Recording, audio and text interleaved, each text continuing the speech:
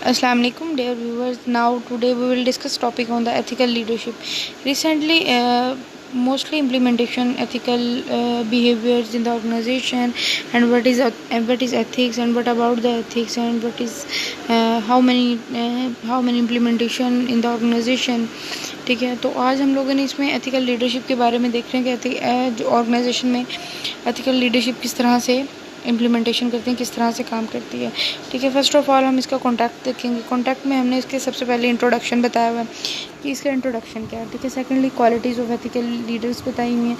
Introduction में हम लोग ये बताएंगे एथिकल लीडरशिप होती क्या है। ठीक है, और उसमें कौन सी थ्योरीज इंप्लीमेंट होती हैं और किस तरह से वहाँ लीडर को फॉलो किया जाता है। तो qualities of an ethical leadership, जब हम एथिकल लीडरशिप की बात कर रहे हैं तो उसमें ज़रूर किसी न किसी लीडर की बात की गई होगी। ठीक है, तो ज़ाहिर सी बात है लीडरशिप जो है वो एक लीडर वर्ड से निकली है। तो leader basically to motivating a team, to motivating a member for work. ठीक है, तो उसमें सेकेंडली उन्होंने कहा है कि हम एथिकल लीडर की क्वालिटीज़ को देखते हैं कि एथिकल लीडर में कौन कौन सी क्वालिटीज़ होनी चाहिए। And third one is the ethical leadership enhance factors, कौन कौन से इम्प्लीमेंटेशन इन्हांसमेंट के लिए कौन कौन से फैक्टर्स यूज़ होते हैं। ठीक है, और डायमेंशन के लिए कौन कौन से फैक्टर्स यूज़ होते हैं। जब ये सारी चीज़ें हो जाती है तो उसके हमारे आउटकम्स क्या होते हैं, हमारे फ्यूचर डायरेक्शंस क्या है, हमारे कंक्लूजन क्या है, ये सारी चीज़ें अबाउट लीडर है। ठीक है, ये एक किसी भी ऑर्गेनाइजेशन का लीडर किस तरह का होना चाहिए, उसकी लीडरशिप स्टाइल किस तरह का होना चाहिए, उनका लीडरशिप वे किस तरह का होना चाहिए, उनका एथिकल बिहेवियर क्या होना चाहिए, वो नॉर्म्स वैल्यूज को फुलफिल कर रहे हैं या नहीं, वो कल्चर को अडॉप्ट कर रहे हैं या नहीं, वो इन्वायरमेंट को एनवायरनमेंट में एडजस्ट हो रहे हैं या नहीं। First of all, what is ethical leadership? Basically ethical leadership is directed by respect by the ethical beliefs and values and for the dignity and right of others। Ethical leadership में उन्होंने ये बात की हुई है कि हमारे पास जो मतलब हम एथिकल लीडरशिप की इसलिए बात करें कि सबको राइट्स मिले। ठीक है, दूसरों को राइट्स मिले, उनकी मतलब उनको नॉर्म्स वैल्यूज़ मिले। ठीक है, उनका जो है उनको एक रिस्पेक्ट दी जाए। ठीक है, उनको होनेस्टी और प्रॉमिस कीपिंग के साथ उनके साथ काम किया जाए। उनका जो बिहेवियर है वो उनके साथ बिहेवियर हमारा नॉर्मल होना चाहिए, बहुत अच्छा बिहेवियर होना चाहिए। पॉजिटिव थिंकिंग के साथ उनको गाइड करना चाहिए, पॉजिटिव थिंकिंग के साथ उनको लीड करना चाहिए। तो उसमें उन्होंने कहा social learning theory and ethical leadership. अब उन्होंने बात की है कि इस पर एक ही थ्योरी इंप्लीमेंट होती है जो कि सोशल लर्निंग थ्योरी है, जो ये देखते हैं कि फॉलोअर्स लीडर को कैसे लीड करते हैं, कैसे फॉलो करते हैं।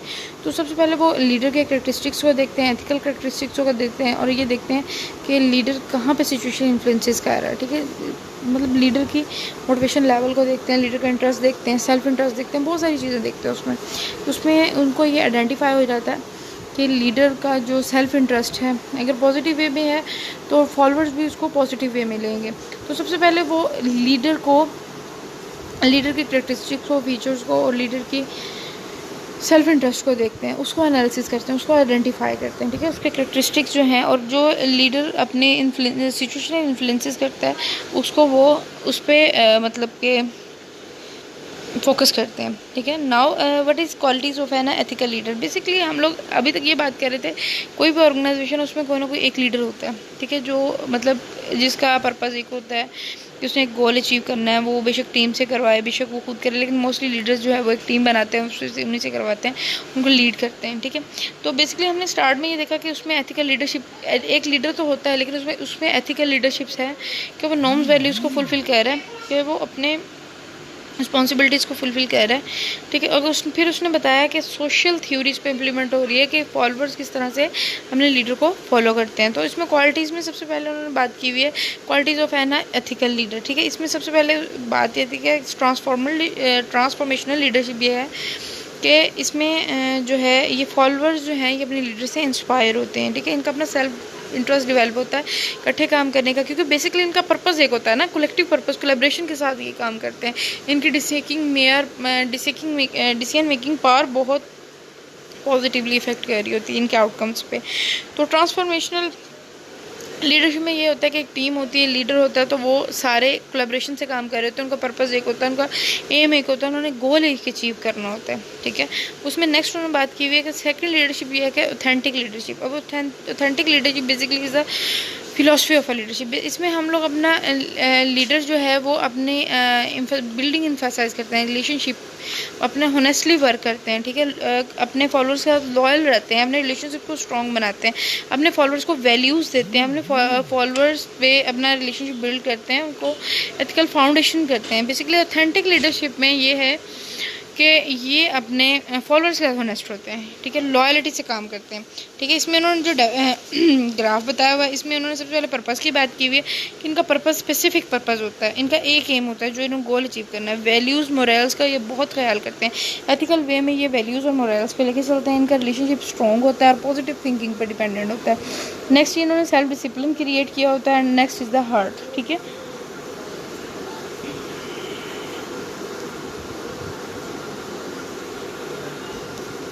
Next one is the spiritual leadership. Spiritual leadership is a much different for other two leadership because it's the developed within an intrinsic motivation model that in faith, love, or vision, honesty, loyalty, ठीक है। ये it is related to the spiritually outcomes of the ethical leadership. Basically ethical leadership में इसके मतलब जो हमने अब तक बात पढ़ी सारी, एथिकल लीडरशिप होता क्या है, लीडर का किस तरह से रोल होता है, उसमें मतलब उसका थ्योरी कौन सी उसने इम्प्लीमेंट कर दी, एंड देन उसमें जो हमने अभी मतलब 3 टाइप्स ऑफ लीडरशिप पढ़ी कि किस किस तरह की लीडरशिप होती हैं, ठीक है। उन तीनों के बाद अब हम उसके आउटकम्स देख रहे हैं कि हमारे पास उनके आउटकम्स क्या आ रहे हैं। जो फर्स्टली आउटकम है वो एथिकल डिसीजंस ऑफ फॉलोअर्स है कि जो आया है हमारे जो फॉलोअर्स हैं वो हमारे डिसीजन पे जो हैं सेटिस्फाइड हैं, ठीक है। हमारा जो डिसीजन वो एथिकल है, वो हमारे फॉलोअर्स को इम्प्रेस कर सकेगा, उससे हमारी जो मतलब कि है क्या कहते हैं उसको, जो हमारा डिसीजन मेकिंग है वो परफेक्ट होगी, ये जो हमने डिसीजन किया है वो बिल्कुल एक्यूरेट है। नेक्स्ट है प्रोसोशल बिहेवियर ऑफ एम्प्लॉयज़ के एम्प्लॉयज़ का प्रोसोशल बिहेवियर होना बहुत मस्ट है, ठीक है। उससे हमारा प्रोसोशल बिहेवियर इंक्रीज़ होगा, मोटिवेशन लेवल इंक्रीज़ होगा, काउंटर प्रोडक्टिविटी इंक्रीज़ होगी। एम्प्लॉयज़ की बिहेवियर की वजह से काउंटर प्रोडक्टिविटी अच्छी है तो वो भी इंक्रीज़ होगी। पॉजिटिव फॉलोअर एटीट्यूड, जब ये सारी चीज़ें होंगी तो उन सबसे ज़्यादा इम्पैक्ट करना है पॉजिटिव फॉलोअर्स एटीट्यूड पे कि अगर लीड पॉजिटिवली कर रहा है तो उसके फॉलोअर्स उसको रिप्लाई में भी पॉजिटिवली ही एटीट्यूड शो करेंगे, ठीक है। पॉजिटिवली वर्क करेंगे, पॉजिटिवली उसमें कोलैबोरेशन करेंगे, पॉजिटिवली वो डाटा कलेक्ट करेंगे, उनका पर्पस जो है वो पॉजिटिवली कंप्लीट करेंगे, ठीक है। Next one the factor that enhance ethical leadership, मतलब लीडर, अब हमने बात कर ली कि एथिकल लीडरशिप तो होती है, ठीक है, उसमें ये चीज़ें होती हैं। अगर उसको हमने इन्हांस करना है तो हम किस तरह से करेंगे, उसके दो उन्होंने बता दिए, एथिकल रोल मॉडल और एथिकल कॉन्टेक्स्ट। बेसिकली जो एथिकल रोल मॉडल है इसमें हम लोग इसमें एक मेंटोर होता है जो कि फॉलोअर्स को सिखाता है चीज़ें, ठीक है।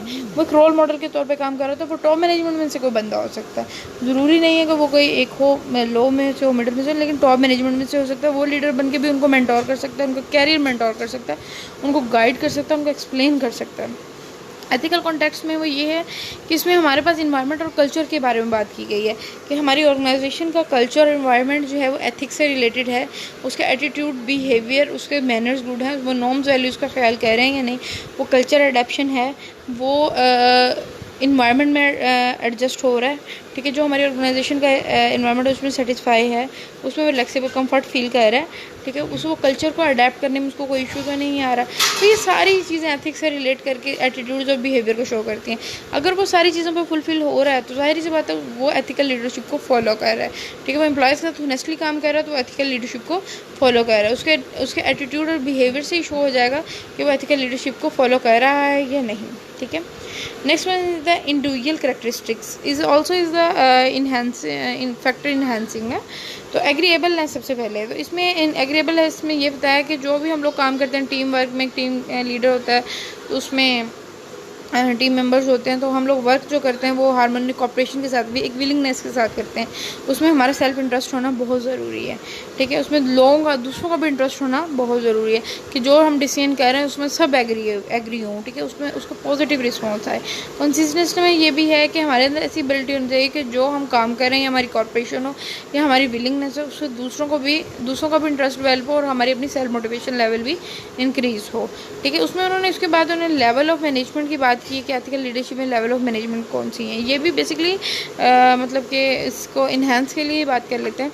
Context of the leader job and the distance between leader and follower. Basically content of the leader job में ये है कि एग्जैक्टिव मैनेजमेंट के उसमें डिफरेंस बताया हुआ है। इसमें मतलब बेसिकली जो मैनेजमेंट लेवल्स को इन्होंने डिस्कस किया हुआ है, टॉप मैनेजमेंट, मिडल और लो।